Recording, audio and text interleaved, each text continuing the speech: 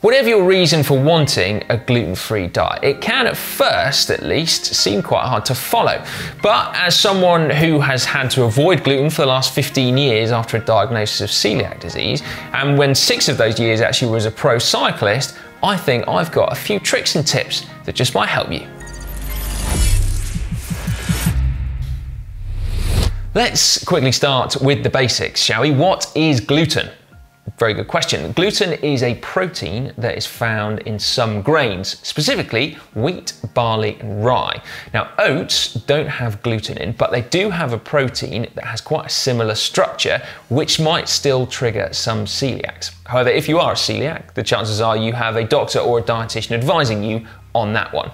If you're avoiding gluten for other reasons, then oats should be fine. And that's excellent news. Now, it's pretty straightforward to avoid those major ingredients, right?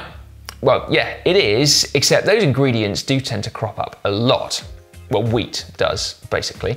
So the first point is to get used to reading ingredients lists on food that you buy, particularly because there's some real sneaky blighters out there, like soy sauce, which has wheat in. Who knew? And couscous, which is wheat, but a lot of people don't know that either. And also, if you're partial to a ready meal, wheat crops up in there all the flipping time. So, read the ingredients list, which might sound like a bit of a pain in the bum, but you quickly get a feel for what food you can and can't have. And let's face it, ingredients lists don't tend to change between visits to the supermarket. So actually, it's not that bad. And thankfully as well, food is labeled really, really well.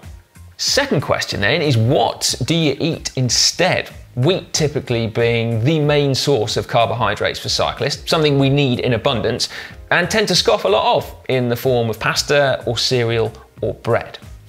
Well, there are other alternative grains such as rice and quinoa, both of which are gluten-free and really tasty and also really good for you. And rice too is super versatile. You can even make it into rice cakes to take with you out on rides.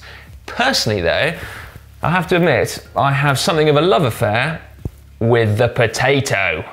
Yes, the humble potato. Not the most glamorous of foods, but my all-time favourite. What are you looking at me like that for? You mash them, roast them, you boil them, you can bake them, you can make them into crisps or chips or hash browns or rösti or bubble and squeak or dauphinoise or tartiflette. I could go on, but I won't. The other thing is that there are many gluten-free substitutes that are really good, like gluten-free pasta, which I think is great. And I'm not entirely sure you can tell the difference between that and the normal stuff. I also recently found gluten-free gnocchi, which likewise is good, or at least is, I think, as good as gnocchi gets. And that, incidentally, is another thing that you can do with the humble potato. Now, gluten-free bread is where there is slightly less good news. There are loads and loads and loads of different types out there. Some are really dense seeded breads that are similar to rye bread. Others, I think, are made principally from sawdust. But anyway, you try them out and you see if you can find your favorites. I actually stumbled across these guys, the incredible bakery company here in the UK, about a year ago, and I think their stuff is about as good as it gets. I buy it in bulk, and then, as you can probably tell by the fact that that loaf is covered in frost, I then stick them in the freezer. Now, it is really good. It's not quite rekindled my love of the sandwich, which did sadly die, well, about 15 years ago, actually. And then lastly, oats, which we've already touched on. If you can tolerate them, then they are absolutely great. Porridge for breakfast, oat cakes as a bread alternative, and of course, flapjacks, which I think might have been sent from heaven. Getting carbs in on the bike can seem quite tricky at first, but again, it's not that bad when you get used to it. For example, I have never met an energy drink that has not been gluten-free. This one from Enabit is a prime example. Same with energy gels. I don't think I've ever seen one of those with gluten in. And there are an awful lot of energy bars out there that are gluten-free, but of course you do need to check because equally there are many that aren't gluten-free. Now, I will admit that when I was training full-time and regularly doing big long rides, I did find it more of a challenge, partly because ready-made energy bars get quite expensive if you're doing 20 hours a week. So I used to make my own energy bars to supplement that. And then when I couldn't be bothered to make that, I used to make Nutella and peanut butter sandwiches with far more filling than gluten-free bread for obvious reasons. You can, of course, always eat bananas on the bike because they too are gluten-free. But personally, I hate eating bananas when I'm on my bike. Hate it. And that is a true but little known fact. So far so good, right? What about some troubleshooting now?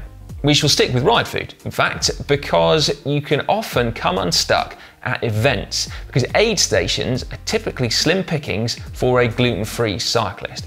So it pays to be well prepared and don't rely on a feed zone to get you round. Because there's only one thing worse than missing out on some amazing cake at a feed zone, and that is missing out on amazing cake at a feed zone when you've already completely blown your doors.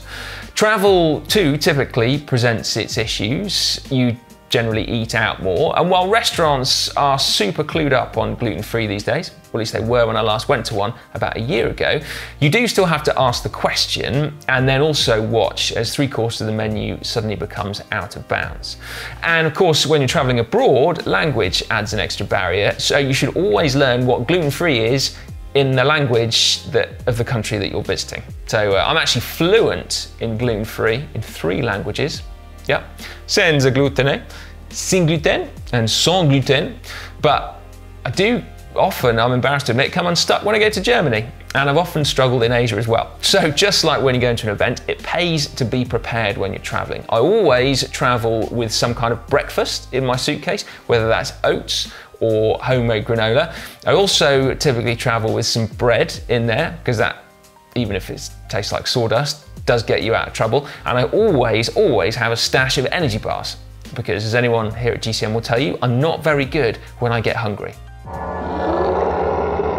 Interestingly, or perhaps not, I thought Italy, home of pasta and pizza, would be a nightmare to be gluten-free in, but actually, it's something of a paradise. And so I've concluded after all these years of research that it must be because Italians are so upset for you that you can't eat gluten that they go out of their way to make sure that you don't miss out too much. So gluten-free pasta is almost always an option at restaurants, and so too very often is gluten-free pizza, which actually, when freshly made, is still really, really good. Now, if we stick with travel just a moment longer, long-haul flights are typically a joyless experience if you're gluten-free. So just like events, it pays to be prepared for those. And the same can be said for crap service stations or gas stations, where even if you don't have a gluten intolerance, you'd typically be stuck eating rubbish. But if you do have a gluten-free intolerance, you'd typically be stuck with a packet of crisps and some peanut M&Ms. So actually, in those instances, I do opt for nuts, which are gluten-free and really, really good for you. But better still, be prepared, especially if you're on your way to an event that you've been training hard for. Now, I will finish with 2 very important points. Firstly, cake.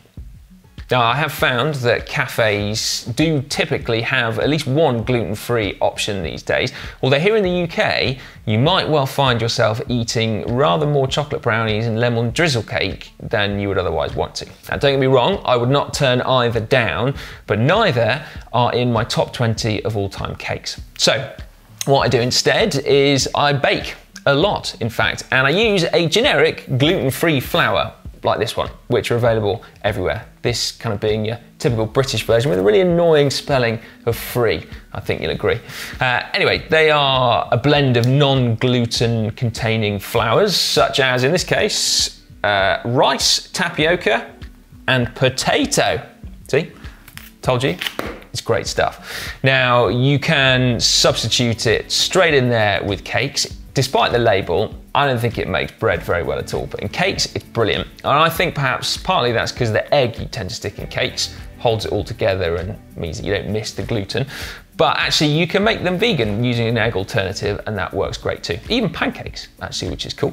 You can also make pastry with it, although not puff pastry, and therefore, by extension, you also can't make croissant. It is upsetting. Yes. Now you can also experiment, in fact I'd encourage you to experiment with alternatives to gluten-free flour, like ground almonds, which are absolutely amazing, and also polenta, which makes a very good cake, and then also savoury alternatives like chickpea flour as well, or gram flour it's sometimes called.